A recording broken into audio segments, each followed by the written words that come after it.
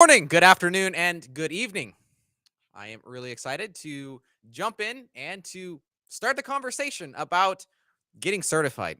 Once again, it's week number 5, and I kind of wonder where those past weeks went. It's there was a lot that it's been happening in January. It's like honestly, where did January go myself? Like it's like oh wow, there's a lot's going on right now, and I'm very grateful for it. But uh, yeah, it's crazy. Life's very busy right now, which is good. It keeps me busy, keeps me out of trouble. So, I see people are starting to join. Welcome to week number 5 of the SwiftOtter Challenge to become Magento certified. Welcome to this conversation. As always, I like to start off with a quick roll call inventory of who's here. I see there's a good number of people here that are joining on. So just, yeah, feel free to drop your name and where you're from. I always enjoy seeing that. We should get like put on pins on this, pins on the map so we can see exactly where everyone is. Hey, Steve, good to have you on here, my friend. Awesome. Well, we actually, I do have to say this. We got we had a blizzard roll through here a couple days ago, and I don't know for those of you across the world and other places where it's a little bit warmer, you might not even know what a blizzard is, and that's that white stuff that falls out of the sky and it blows around, and there's wind and lots of white stuff. It's called snow. Um, I say that facetiously, you know what it is. Um, we actually got a whole 3 or 4 inches of snow. So here in Kansas, that was a pretty big deal. The schools are shut down, the roads are closed. I mean, yeah, there was a lot that went on there. So it was I always get a kick out of that. Oh, Zach, there we go. Has to rain on my parade. Well, he said Zach says snow's not real. Okay, fine. well, we'll maybe just ignore that comment. We did have a little bit of snow, but anyways, very good. Good to see you all here. Welcome, welcome, welcome. Yes, we're going to talk about getting certified, and we're going to talk about a really sticky issue that I don't know. I find that a lot of people don't have a good grasp on, and that is scoping. No matter the test you're taking, there's a little bit less on professional developer, but no matter the test you're taking, whether it's the non-technical, which is still pretty technical, business practitioner, or expert developer, almost all of them, front end maybe has a little bit less, but they'll pretty much touch scoping in one way or another. Why is that? Well, the reason is that it's a pretty core feature of Magento, and just now is software as a service like Shopify coming, or actually BigCommerce, I think is a little bit better on that, is coming up to speed on this. So this is a huge feature that Magento offers that's incredibly powerful, and it's had it ever since what 2007 or 2008. I mean, like literally from the beginning. Welcome, welcome everyone. So let's jump in and start this conversation. I always like to say, did you have your morning coffee? This guy had a little actually more than his morning coffee. So I always get a kick out of these memes. If you haven't already, swiftotter.com/challenge here. Make sure that if you're watching this, you haven't signed up for the challenge, make sure you do that. We're not going to spam you or anything stupid like that. But it does help us to know who's part of this challenge. And even better yet, at the very bottom of that page, when you do achieve a certification as a result of this challenge, you will find a form there to be able to enter your score in, and so that you can then qualify for this. We are giving away these shirts to this top 60 scoring participant. So this is a good reason to like really work to make sure you get a good score on your test. And so they're going to be shipped free anywhere in the world via DHL. We've had problems with that in the past. And we tried shipping with our good old USPS, United States Postal Service. Nothing against them, but between that and some other carriers, it just didn't seem like we got shirts delivered sometimes, which was really frustrating. I wanted you to get your shirts. DHL, not a problem. You guys, they will deliver. We've yet to have something lost there. So make sure that you once you get some once you have get your certification, to enter it into this form. It's really, really important because we want to help. I want to see these shirts on every single one of you. All right, and I must give a quick shout out to these wonderful people who have already achieved their certifications. Goal accomplished, and we're in February, right? Which is pretty cool. I always like that.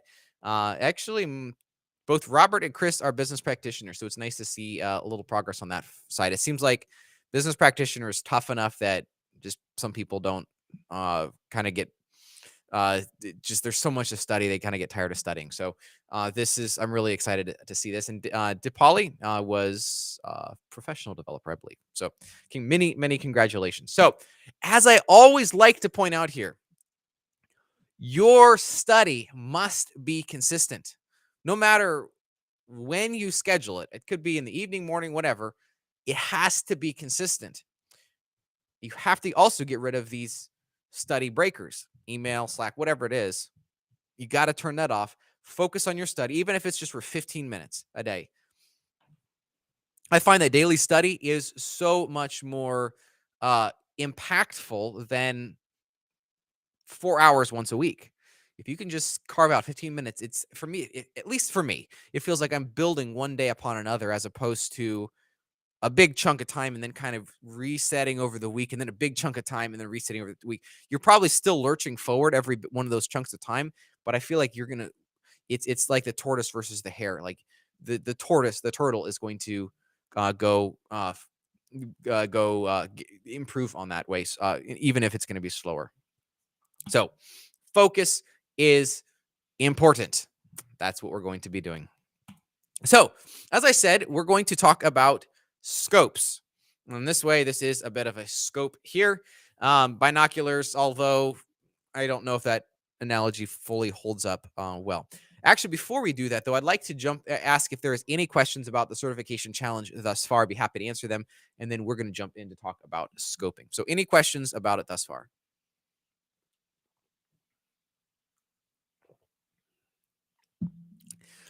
If not, well, then we will jump right in. Okay, cool. Awesome. Let's do it. So, scoping is one of the most important aspects to Magento development overall. I mean, it's really, really important. If you are, say, working on a big site and you select a website for the primary scope, and when a store view could work, the performance of the site could take a massive hit. And I'll be talking about why that is. If you select, for example, website when store view would work, we're actually doing an audit right now. The merchant said, hey, we're having problems where we have to set this attribute value for every single website, and it's a real pain. Well, that's a practical example of what using too many websites can do to you. So using the right number is what I want to talk about. And this is talked about, this is tested, and that's my goal, is to make sure that you all have a very good understanding of how this works. Before we jump in, Graham asked, what version of Magento do they test you on? The 4 tests that have been updated, business practitioner, front-end developer, professional developer, and expert developer, all of those are testing on 2.4 at this point. Hey, Simon, glad you can make it this week, my friend. Yes, scoping. Feel free to jump in as you. I know you have some good subject ideas to talk about there too. So the goal is we're going to make sure that you all have a good understanding as far as how scoping works. So let's look at the fundamental basic idea. We have we have 5 scopes. You could say maybe default isn't a scope, and I get that. So it may or may not be a scope. Technically speaking, in Magento terms, you're going to see 4 scopes, but the default scope is something that developers can control to basically preset a value ultimately in any scope. So a developer can preset a value in a global website or store view. So that's something to keep in mind. And developers will talk about a little bit later here about how to lock values in for a given scope. Hey, Vladimir, welcome. Come on in. So the global scope. We're not going to talk about default, but global. This is when you go into store configuration, this is what you see. You're by default in the global scope. Basically, every configuration possible is found in the global scope. just what it is. So this is the one everyone's familiar with, right? I mean, there's nothing to know about this. Like if none of the other scopes existed, we would just by default the global scope think in terms of the global scope. So we have every setting, every setting is available in global. So there's not really much to talk about there. However, if we jump into website, this is where stuff gets a little bit interesting. So the purpose of the website scope is feature switches. Pricing is controlled at the price currency is controlled at the website level or the global level. There is a switch to be able to control that. So, but it can be turned back to the website level. Okay, why would you want to do that? Well, let's say, and this is not an ideal example from a performance standpoint. I know some people have pulled this off, but I don't think it's very common to pull this off. Let's say you have a company that runs out of the US and Europe, and they want the same Magento installation to power both sides of the big pond. Now, again, from a performance perspective, there's a lot you'd have to work through for engineering this, but let's just, for the sake of example, say this is the case. So for the US, we have different prices for Europe. You know, say their company's headquartered in the US, so they have like import fees and that kind of stuff. So the Europe prices have to be maybe a little bit higher. You can't just do a currency conversion on this. Okay, US dollars to euros. You can't just do that. So you're gonna have to have two different price lists, one for US, one for Europe. Okay. At that point, then a website is necessary. You would drop the default scope from global, which is the default. Or the price scope from global, you would change that down to the website scope. And thus you could upload a price list for US and a price list for Europe. That's pretty simple. And yes, so that would be the case. Rotario or Dan, sorry, I get your name mixed up there. Yes, we definitely have a couple of shout outs, and I hope I didn't miss anybody. But these are the people that have passed since our last general meetup. So again, many congratulations there. Let's see here. So that's website. So and that's why it's very important to keep in mind what is the purpose for each one of these scopes. If we lose sight of the purpose for the scopes, then we'll just say, oh, well, we'll just go to the website scope, right? You need to launch a new domain name. That'll be a new website scope. You need another new domain name, another website scope. When in reality, that's not always necessary. So the funny one here is this is kind of like the black sheep, the orphan child that really doesn't have much value. Well, children always have value. So that's a terrible example. Forgive me for saying that. Just trying to think. I'm having trouble coming up with a good example here. So the store is the one that is it really necessary. So we have the store scope. We have what does it do? Basically controls there's a store switcher on the front end. I don't know if you've ever seen that, but there is a store switcher. I might be able to pull that up here. And then there's also the root category. This is probably the most important feature of this is that root category. I don't have a good example for that here. So the store switcher, basically, if you have multiple stores inside of a website, you can switch from one store to the other store, which the biggest effect of that is you're literally changing store views. That's a way to switch store views or allow the customer to switch store views. And then it also allows you to switch with the root category. The root category means, well, actually, and I will show you here. Come into catalog categories. I'll pull it up here in 1 second. So basically the root category is that foundational, that root category, I guess that's the best way to put it, in as far as each individual, well, it's the root category. So we can point a store to this root category, or we can create a new root category and add other categories below that. One thing just to throw out there to control those, to manage these, come into stores, all stores. We click on this is our store scope here. And we can change the root category right here, which you'll get a message saying, hey, this might take some time to re-index, etc. So keep that in mind. That is the root category. So basically, what would be the purpose of that? And we're going to talk a little bit more in detail on each one of these. The root category allows you to switch out ways to browse the product catalog, right? So you would maybe have a root category for maybe one product line that kind of functions as its own separate business unit, and you'd have another root category for another product line that functions as its own separate business unit. You don't really want to separate those out if there's a whole bunch of overlap. If there's a whole bunch of overlap, one quick trick I would like to show you, coming back over here, so we can select, well, actually right here, you can see that the enable category is actually in the store view scope. So you literally can enable and disable categories per store view, which is one step better than the store scope there. So keep that in mind.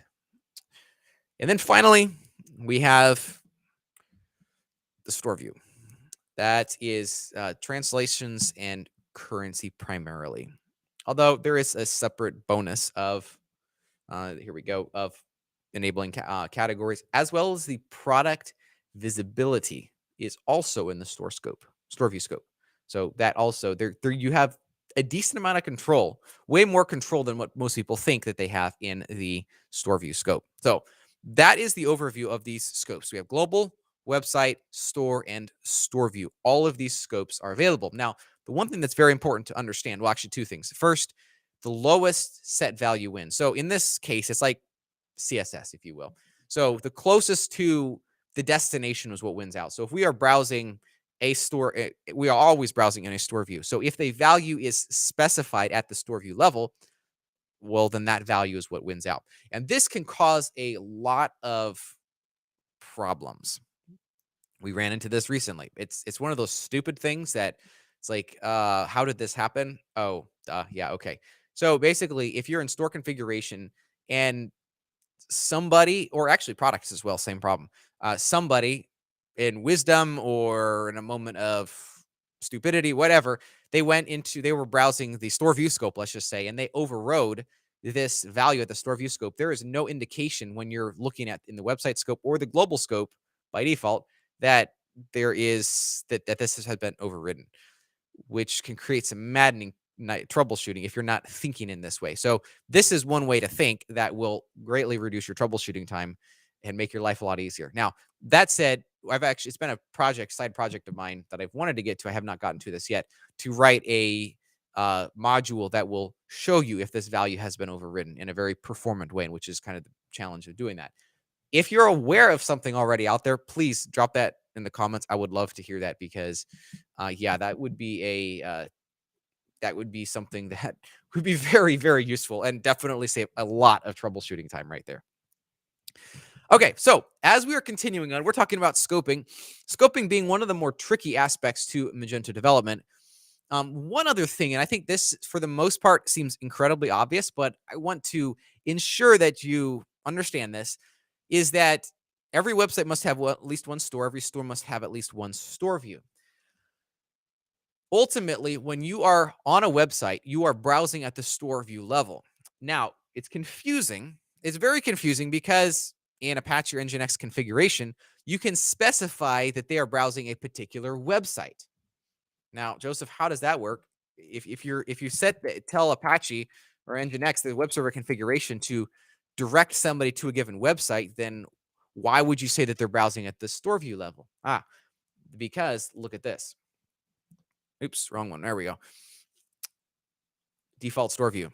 If you point somebody to a website, they will be pointed to the default store, which points them to the default store view. That is the one that is being browsed. That was a point of revelation for me when I put all that stuff together. Ultimately, because I'll just leave it at that. Because and then the way that piece ties out. So let's take a moment and look at the configuration side of this. So for you business practitioners, you can just plug your ears, tune out for just a second, come back because we'll jump back into what's more relevant to you. But to configure, and again, there's questions about this stuff on the test. Let's say you need to point somebody to a given store view or website. What do you need to do? There are two parts to this problem. Number one, you need to have the web server route them to this particular website or store view. You don't have to do that if there's no websites or store views in play that you want to direct somebody to. You don't have to do that. But if you do have, say, for example, two websites, you need to direct them to this particular website. You need to specify that it's going to the run code You need to, I can't remember the exact environment variables, but you need to set the environment variables, look it up on dev docs, the run code, the type, basically the website, and what the website's code is. And you'll see that every one of these scopes has a code. So website, store, and store view all have a code. You point them to that code. Then you come onto the other end and you come into store configuration. And in store configuration, that's where you specify the URL for this. So we're here in general. We go drop down to web.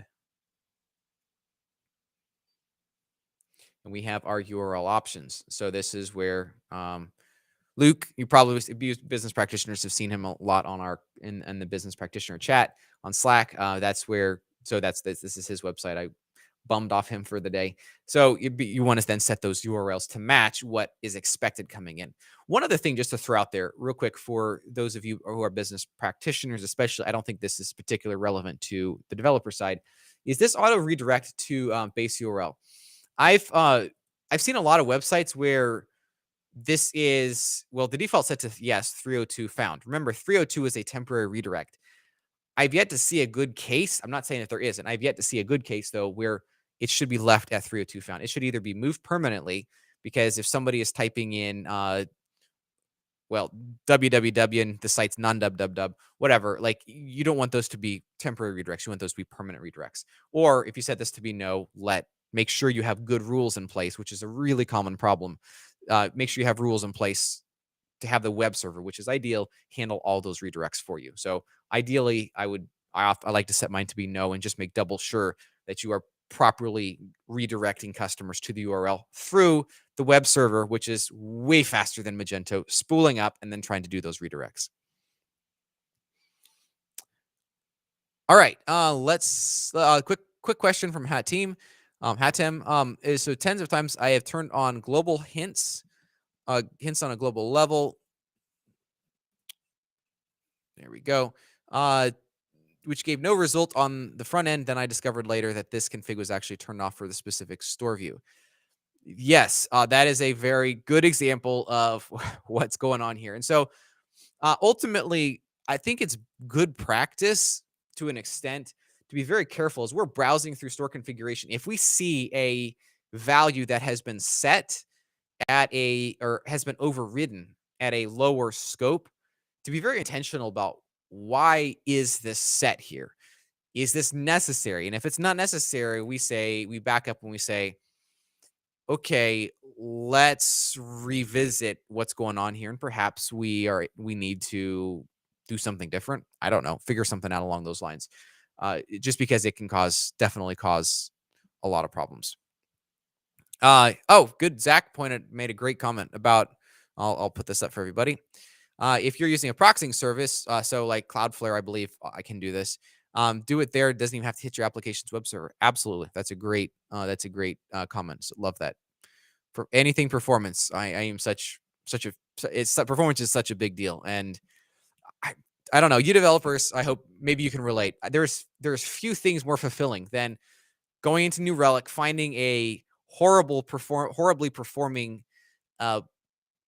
piece of code and getting in there, making it perform incredibly well. I did that a week or two ago, and it was so incredibly well, actually, that one specifically, real quick example.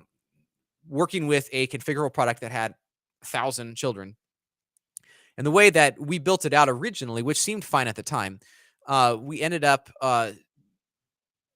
querying for every one of the children. Now, if you have 50 children, that's probably not a big deal, but it was kind of a complex pricing calculation as well. So no, that was not pricing calculation. That was just basically figuring out what minimum quantity could exist for this given product, this given configurable product, which involved finding out information about every one of the children. So ultimately what I ended up doing was combining those queries down so that we were doing basically one query for that. Well, actually, it turned out to be three queries ultimately to get the information we needed, as opposed to 4,000 or 5,000 queries, which, I mean, literally we went from getting 502 errors on the server and 30-second response times for loading this page down to 2 seconds, and 502 errors kind of going away. So that's where it's really important as you grow, as you continue your experience, to challenge yourself. what seemed like a good solution at one point, it probably is a good solution, or it could be a good solution. It's just that when you start testing the limits of that, you start finding, oh, I didn't think about that.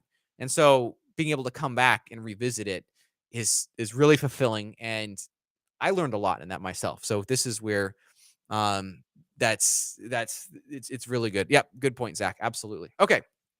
So continuing on here, let's jump into the purpose of a store view. So we're kind of we saw the list of scopes. And now we're going to kind of go back up through that list of scopes one at a time, starting at store view, store, website, and then global, and see what each one of those does and think about the use case for each one of those. So here is the purpose of a store view. Basically, there's usually one store view per domain name. And I say usually just because you could technically have multiple store views. There's nothing prohibiting that. In fact, if I remember correctly, you can switch the store view as well. So you can switch the store as well as the store view. I literally have never seen that done in the wild, but it is possible. It is possible. Um, there we go. The other thing is translations, of course. We talked about that. And one of the easiest use cases for this would be if you are hosting a site in Europe and the you need to have now you basically well you have a COUK, you have a DE, you have a .fr, .nl, et cetera, et cetera. So basically, it's just you are customizing your prices. I'm sorry, you are converting your prices to the applicable local currency. So like British pounds versus euros. You want to display French versus British English versus Dutch and German, et cetera. You want to make sure the site is usable by each one of your different clienteles. And also the currency adjustments, like I was just saying. The currency adjustments is really important because, well, the important caveat there is that we're not changing the price. The price has been set, and all we're doing is we're converting it into each different currency. You can upload, you can give Magento currency conversion rates, or Magento can go fetch them from an external service at a daily, weekly, or monthly basis. And then finally, the theme and design changes. So if you want to, I don't know, make the German store look different than the Dutch store, be my guest, you can do that. It's not really a huge amount different at that. Well, you can do whatever you want there. So that would be the purpose of the store view. That said, there is a couple of other things. Remember, you can enable or disable categories at a store view level. You can change the product's visibility, which is the same as enabling or disabling products at a store view level. And so within that sphere, you could kind of build, how do I say this, two completely separate websites off of this idea. So let's say, example from a long time ago, we worked with a company that sold basically boutique like headbands for girls, and then also sold purses. So there are two totally different sites.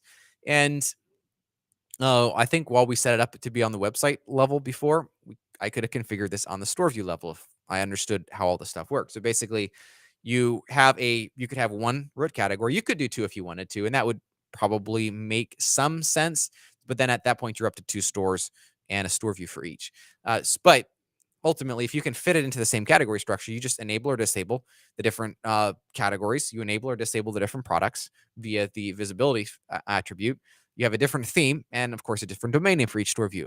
The overhead for managing that is actually fairly minimal. Now, you don't get the extra control that you would if it was two websites, but you have much less administrative overhead as far as trying to make sure the values are synchronized between the different websites, et cetera, et cetera. So that is the purpose of a store view. Let's quickly look at some use cases for this. So again, pretty much it's usually one store view per domain name.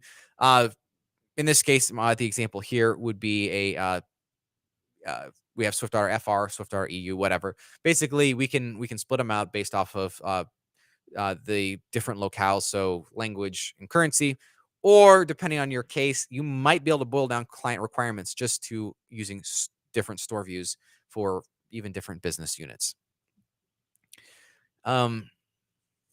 Yeah, let's answer. Ruggiero has a question here. Always use the store when I have multiple languages because I have more options. Is it wrong in your opinion? So that is a great question. The reason to use a store based off of these switchers is well, to use a store, you basically would need a new root category. That's pretty much what a store offers. So if you need to offer a different uh, if you need to offer a different category structure, then yeah, by all means use a store. If not, then I would suggest that I don't see much value in doing it like that. That's just my perspective, and perhaps I'm missing something. Um, uh, Nancy says this for switcher language, always use store view. Yeah, and that's what I kind of would come down to. If you're just needing to switch language, then store view is ideal.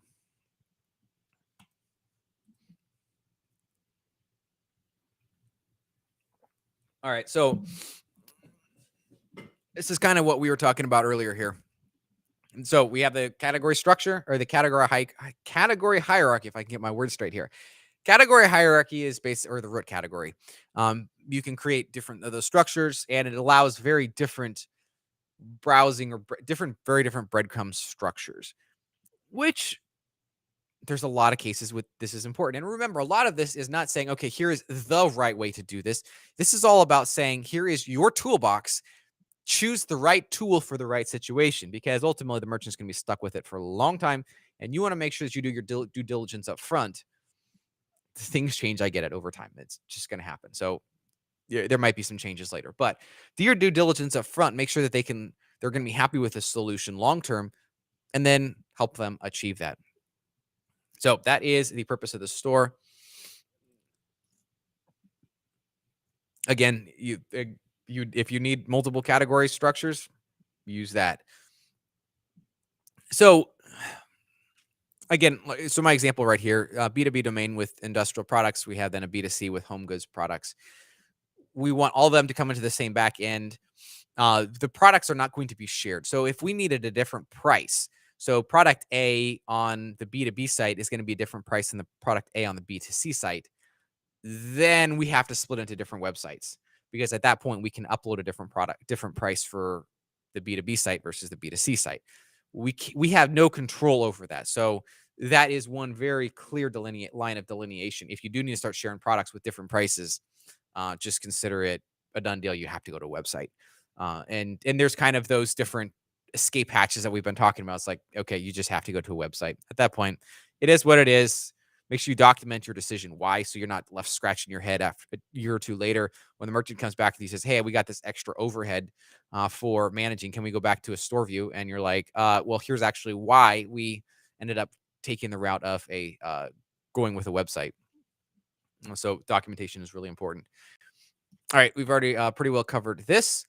All right, so the purpose of a website.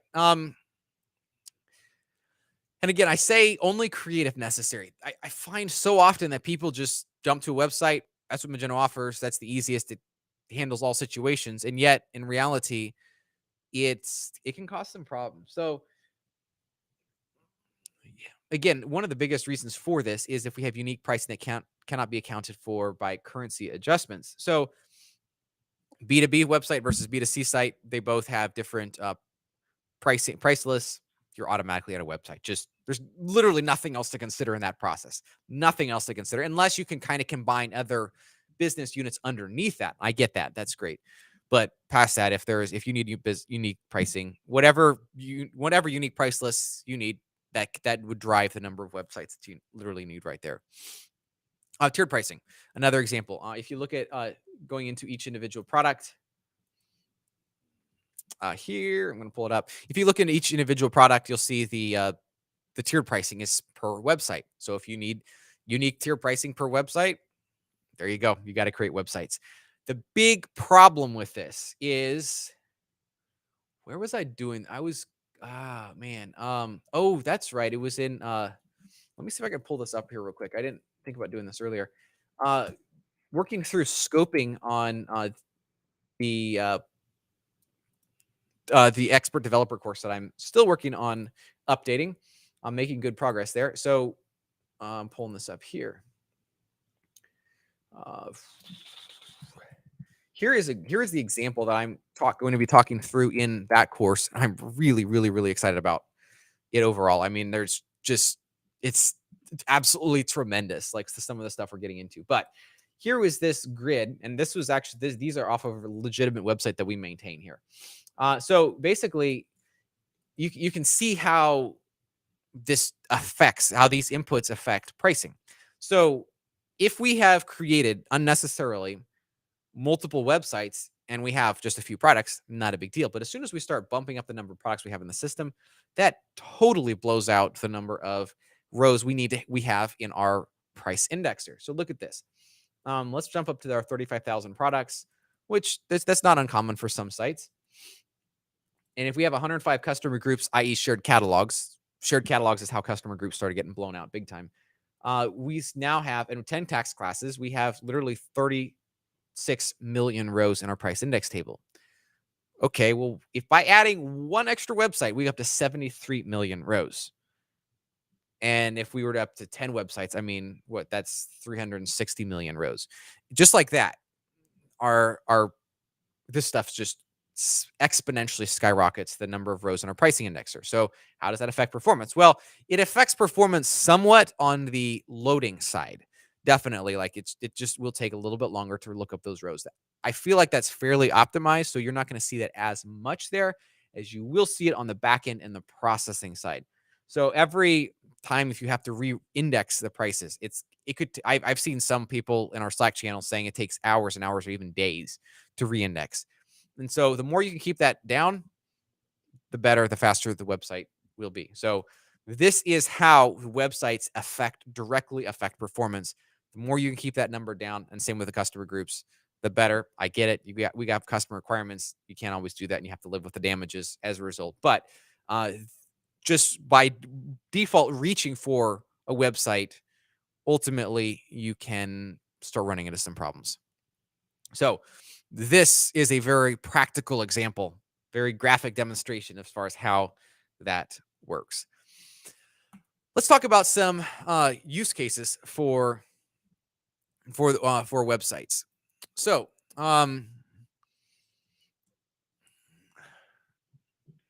the how do I say this? So websites, we talked about pricing, will drive us into the website scope.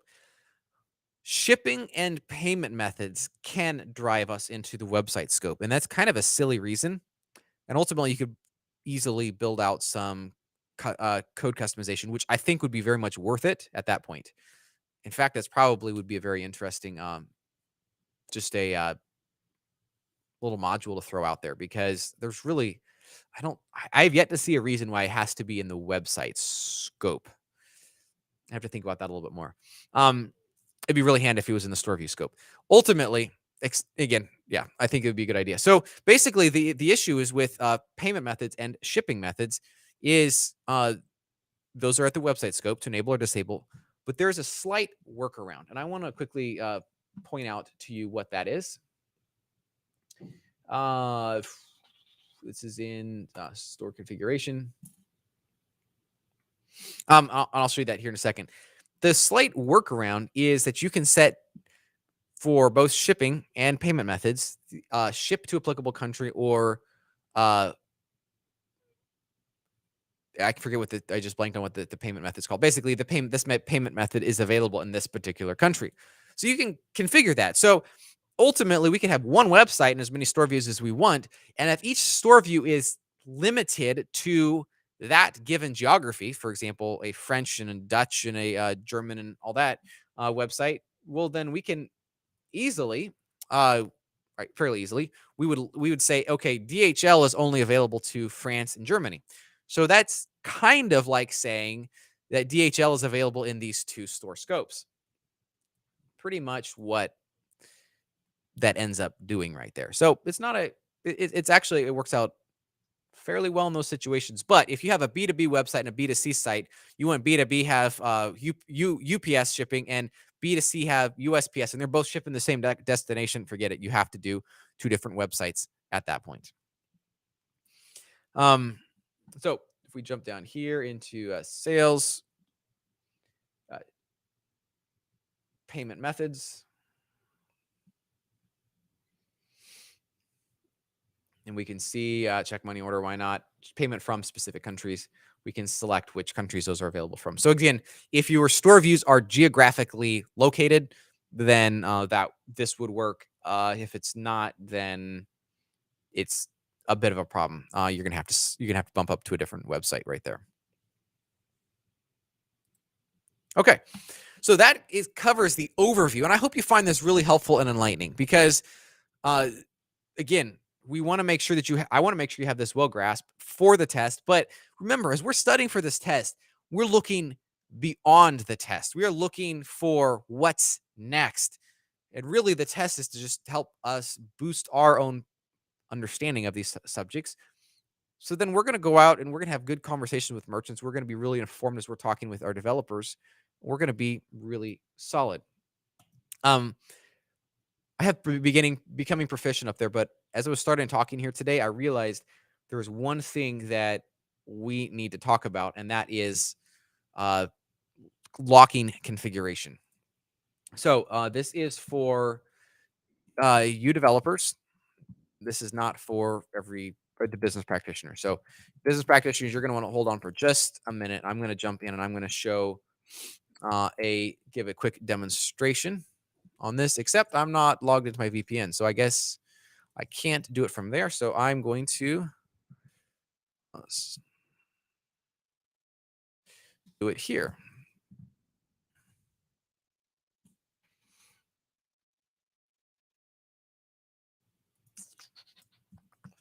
And is that going to be broken? Let's see here.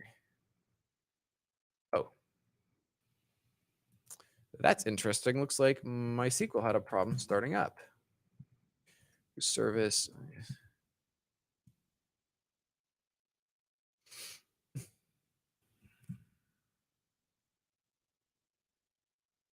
See if I can get this going here real quick. Otherwise, that could be. Oh, there we go. Maybe this will take. Nice. Now we'll see it. Oop, that's not going to work. I have some little troubleshooting to do. I think I shut my computer down incorrectly, which is causing some problems. Oh, well. Let's see here. How can we show you this? I get it. Oh, that's right. Wow. I'm kind of locked out there. All right. Okay. So I'm not going to go into further details there then. Basically, what you want to do is look into the config set command for bin Magento config set. Do the help flag, and I'll review the options there. There are two options: lock env and lock config. Lock env writes this value to the app.etc env file, env php file. So basically, this is a value. So basically, what happens is when it's added in here, this value is locked. Literally, I cannot change it in store configuration. Like you see right here, I cannot change it whatsoever.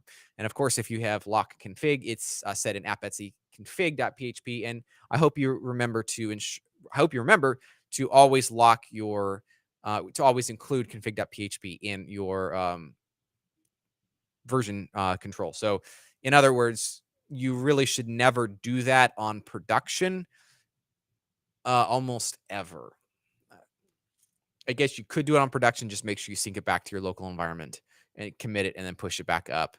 But that's kind of shaky doing it that way. I wouldn't necessarily recommend it. So, if you're going to lock the configuration across all environments, you want to use lock config. If you want to just do it in a particular environment, like on production, lock env. And it's actually a really interesting strategy, for example, for authorized.net or payment credentials. There's probably not much reason that an administrator needs to be going through and doing that, and it's just going to potentially cause problems. You lock it, it's good to go. And then that's the value. So ultimately, the question comes in, like, how would you prevent, or how would you make sure this value is set across all platforms all the time? And one of the options we might reach for is etc config.xml. We can pre-specify these values, but ultimately, a administrator can override it at any point. So that doesn't do it. Lock config does it. So just do some reading up on that here as you're studying. All right.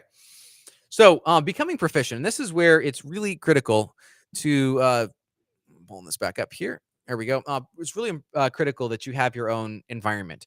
if you're a developer, you've got to have your own environment. If you are a preparing for the business practitioner, you've got to have a sandbox environment. Absolutely critical. So configure the multiple websites and store views. So if anything seems fuzzy, we have to shine the light on this and to make sure it's not fuzzy anymore. Sounds ridiculously basic, but that's what it takes. So configure multiple websites, configure the store views, point your web server at one of those, understand how to do that. It probably, in the grand scheme of things, will probably take you 15, 20 minutes maybe. And you've done it. Now you know how to do this. Write it down if you need to. And you'll have it for the rest of your life as a Magento developer, your career as a Magento developer. Just do that. Um, and then understand from a macro perspective or practical perspective, I guess, what scopes apply to what. So, okay, we have the payment, enable or disable payment. That applies to these website scope. So if we need to enable or disable it like that, but then how to creatively get around that. Okay, payment from specific stores, like we see right here.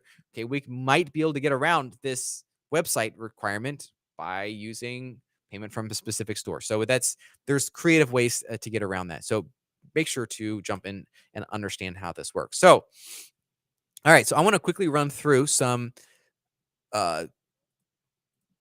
quick scenarios. We can talk. I should have put some lines in here. Quick scenarios to discuss how this could play out in your study. So, multiple websites with a base currency for each. We talk about in business practitioner very extensively, and I don't think this matters as much to the other certifications. What is a base currency versus the displayed or allowed currency? This is a very big deal. Well, then optimizing product attributes for multiple languages. Unfortunately, I've seen it done where an attribute literally. So if you look at like color, there's red, green, blue, and then there's red, green, blue in French, and red, green, blue in Spanish, and red, green, blue in whatever other language. The reality is, if you have a store view for each one of those, Magento can do the translation for you. So for each store view, you can do red, green, blue, and then put the translation for that in Spanish, and that in French, and that in German, Dutch, etc. It's really easy to do that.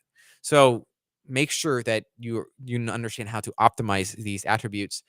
And then also, what does it take to just deploy a new locale or new language to a store view, like the whole translation file? Developers, I'm looking at you on this one. Front end developer, and I don't think it's as much on expert. I think professional might touch on it. Make sure that you have deployed a new language. There's those databases are everywhere. Just pick one, throw it on there, and understand how to use this. Here's some more scenarios. Use ship to applicable countries. So understanding the relationship of a store view. I say relationship, it's a pretty loose relationship of a store view to these applicable countries. And the one thing to keep in mind here as I'm talking about this is the ship to applicable countries. Ultimately, if somebody is browsing in Germany and you want to only ship whatever that carrier that they use in Germany, it's slipping my mind.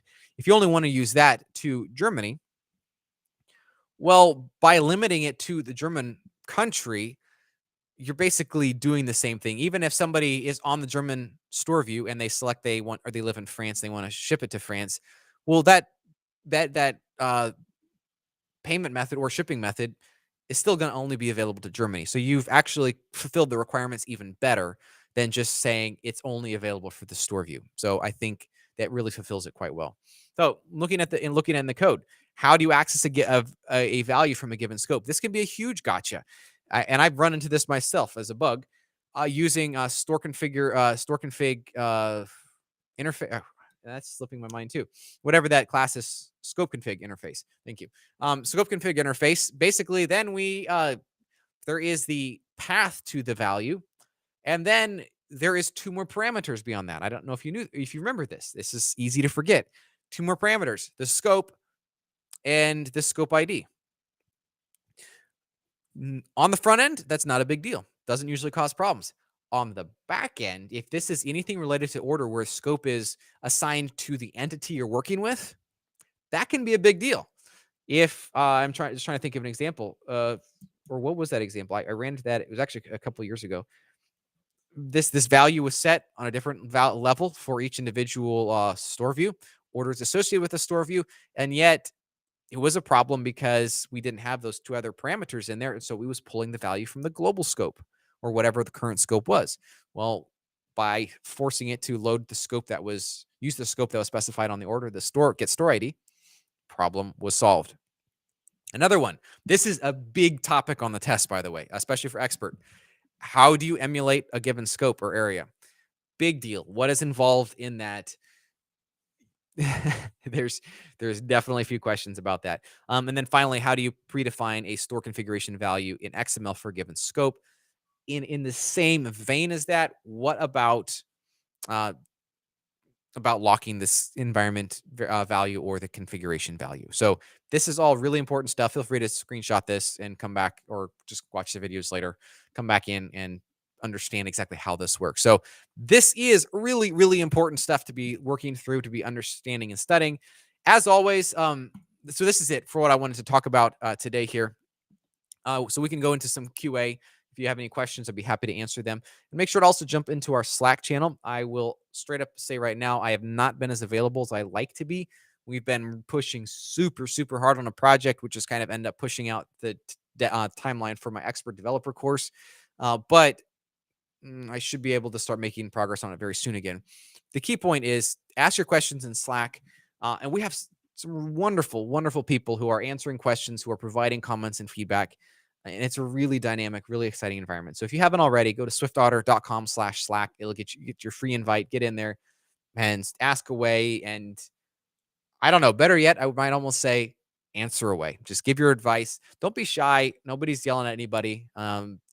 It's very constructive, very interesting and engaging environment. So any questions about what we have talked about here today?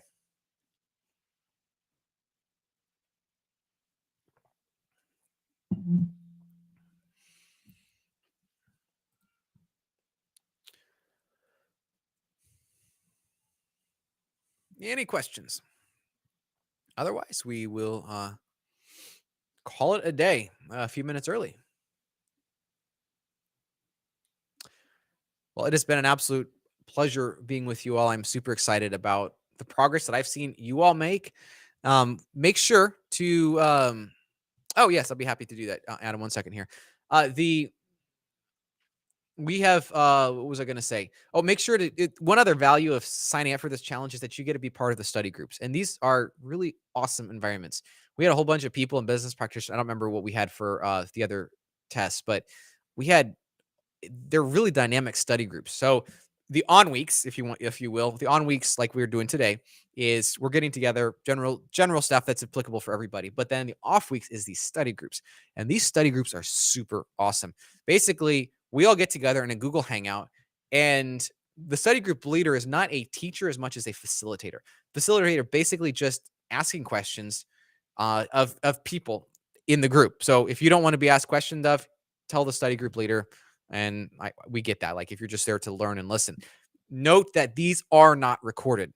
These are not recorded. Why? Are we just trying to be jerks about this and cause problems for people that are not able to make it? That's the hard point for me. However, doing them on a Friday morning / evening, depending on where you are in the world, the goal is that we're trying to make it as available as possible to people. We're putting out the calendar event so you can block this off on your calendar. And I get if there is that meeting that does come up that you're pulled into. I get that. And that's really that's the unfortunate part. But the problem is that if we were to record this, it turns into more of a teaching session versus everybody is there to collaborate. And if people have an excuse saying, okay, well, I'll just watch the recording later, they're not an active participant in this. And that actually reduces the quality of the study group. So the quality of the study group is literally driven by the number of people that are there and their willingness to answer questions. So first thing is no recordings. That makes people want to be there more. And then the asking questions, that's kind of on a per group basis. But make sure you are part of those groups. They're tremendous. We have gotten such good feedback about those. And I couldn't be more excited that we're doing that. I was like, why didn't we do this like years ago? But you got to start sometime. So, Adam, what is your experience with the new professional developer exam? My experience, so I took that a couple of Saturdays ago. In fact, I have a video record. We got to get that published and out.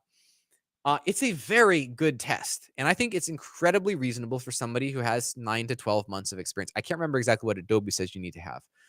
It's very reasonable. It's a good test, well written. It's a lot more memorization based questions. Expert developer is very few memorization related questions. There's definitely a number on professional, and there was what 3 or 4 that stumped me. Um, I can't remember my score on that. It was well into the 80s, if not it was 90 somewhere in there. So, and again, like I probably shouldn't have taken it. There's no reason to. But again, I want to be out there in front of you all, leading the charge, taking the exams with you all in that way. So that's why I took it. And I can say it's an excellent exam. Um, yep. Matthias asked, what is about the E711 prep course for the professional developer? It is not ready yet. I greatly regret saying that. I'm working as hard as I can. In fact, I've hired somebody to also help me build these courses, get them out as quickly as possible. It's it's just been overcome with other events and not able to take the time that I want to. I am still hoping to have that done by the end of February. Uh, in reality, it probably will push into March, but I am doing my absolute best to get all that done. Um, Zach asks, is the existing course sufficient to prep for the current professional exam?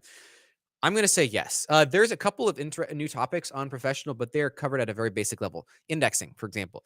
I don't think we in the course, we don't touch on that. The study guide, I think we touch on it just a little bit. And the study guide, by the way, for everyone's reference, the study guide for front end and professional are almost completely updated. So we give it another week. Those should be out and available. And if whoever has already purchased study guide, just email us and we'll get you the new copy once they're available. So that's going to go the greatest distance. The course at that point, we'll be talking about all that stuff in more detail, but by just working through the study guide on those more fundamental, basic levels, I don't think you really need a huge amount of detail on that stuff.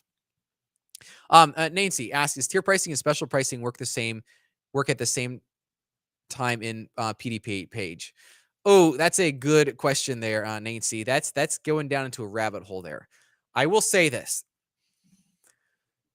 There are 2 rules to remember when it comes to pricing in Magento. Number 1, the pricing modifiers. And in particular, tier pricing and catalog price rules are based off of the base price. So the price you enter into the Magento admin product page, that is the price with those work off of. So they do not work off of special pricing.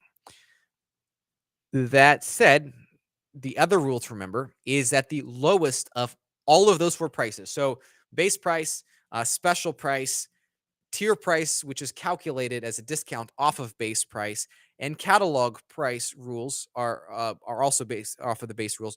You take each one of those is individual calculated, and the lowest of all of those wins out. So, for example, if you have some discounts for tier pricing, and you offer and special price just like totally blows out. It's like tier pricing is maybe 10% off, but the special price is 20% off. The tier pricing completely is hidden. Like it's not even shown because literally in order to get tier pricing, you have to pay more money, which doesn't make any sense. So the lowest of all those prices wins out. Edward, what do you think about the cloud test retiring? Good question there. Yes, the cloud test is. I've heard very recently that it is retiring. It's from what I understand, it's going to be rolled up into the other tests, which is going to make those tests harder to achieve. And I am not necessarily sure that I am. Well, just be personal, in my opinion, as I don't think that is ideal. The tests have historically been for everybody. Master developer and business practitioner are the 2 that require commerce enabled environments. By putting cloud on these other exams, actually, no, I'm sorry.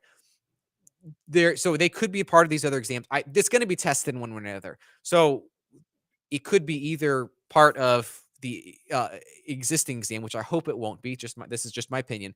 I hope it'll be a separate like mini exam. That's my hope that they will do. But those are the only 2 options that I see. They have to test cloud in one way or another. How they do it, whether they include it in an existing exam, which I hope they don't. or if they're going to hopefully do mini exams or something like an extra little badge. I think that could be valuable there. So, anyways, been an absolute pleasure, my friends, in chatting with you today. Hope you have a wonderful week. Study, study, study. Make sure you're signed up for the challenge so you get notified about the study groups coming up next Friday, same time. Be there. It's those are just dynamite, dynamite, taught by some brilliant people. I'm sorry for those of you that have to be in the business practitioner. Like, I feel like you're getting the short end of the straw there. So be there, be participating in that. This is the way to pass the test. Take care, good luck, and we will see you next week.